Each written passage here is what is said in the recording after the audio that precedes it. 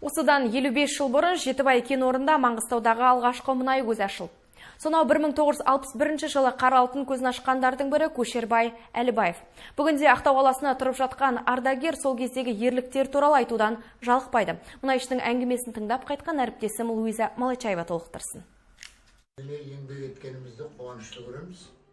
Көшербай ақсақал 1941 жылы дүниеге келген. 10-шы сыныпты тамамдаған соң дизелист мотористер даярлайтын курста білім алды. Содан кейін комсомолдық жолдамамен бұрғылау алаңдарына жұмысқа келеді. Ал сол атаулы 1961 жылы Жетібайдағы мұнайды алғаш ашқан бригадада жұмыс жасап жүрді.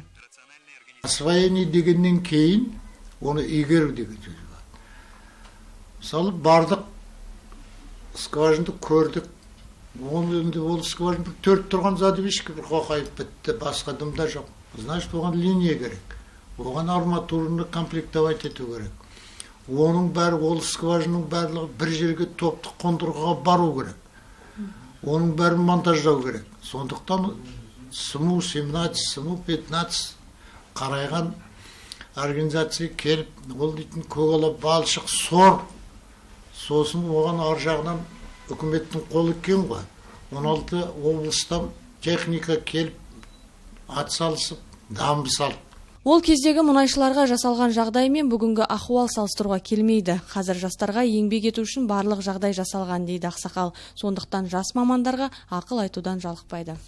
Сол істеп атқан еңбегін таза істеу керек.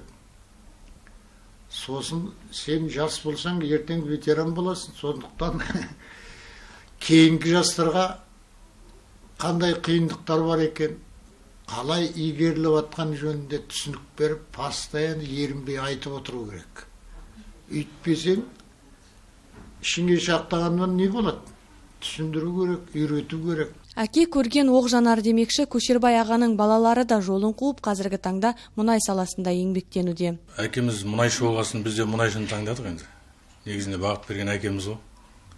Мен осы жерде первый открытие болды, ана болды, мына болды, содан кейін біз де соның артынан еріп жатырмыз. Еңбегі үшін Көшербай Әлібаев құрмет орденімен бірнеше медальдармен марапатталған. Дегенмен өз еңбегін әсірелеп, мадақпен марапат сұраған емес. Әрбір отбасы үшін еңбек етіп, ұрпақ өсіру маңызды, ал бұл үшін тыныштық болуы керек. Сондықтан бүгінгі жастар елдегі бейбітшілікті бағаласа екен деймін, дейді ардагер мұнайшы. Луиза Малачаева, Саламат Қайыпов, жаңалықтар.